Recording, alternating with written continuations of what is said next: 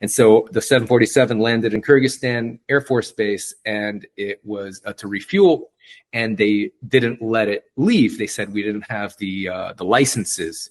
And of course, we did have the licenses, because it wouldn't have taken off from Albania before if we didn't have all the licenses all the way through. I mean, that's not how airlines operate, because they're risking their aircraft if they do something wrong, and that's a $100 million plane.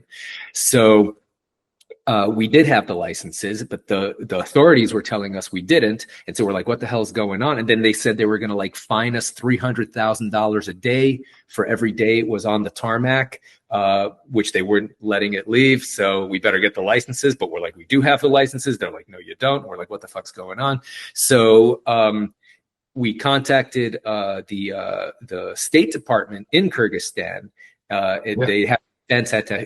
Every embassy has a defense attaché who's like a member of the Pentagon, who works in the embassy, which is part of the State Department, who like the liaison between the State Department and the military.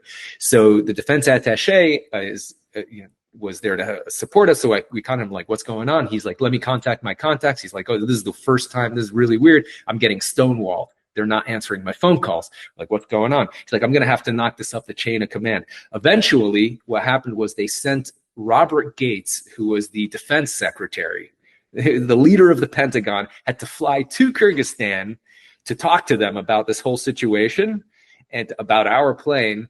And it turned out that they were using our plane as leverage, because they want the Kyrgyz, they charge rent to the U.S. Air Force for that Air Force base. And I think they wanted to raise the rent from like 20 million a year to 40 million a year. They wanted to double the rent. And they were using our aircraft as as a leverage point. They're like, we're not going to let this airplane go until you pay us double. It's a real gangster move on their part. But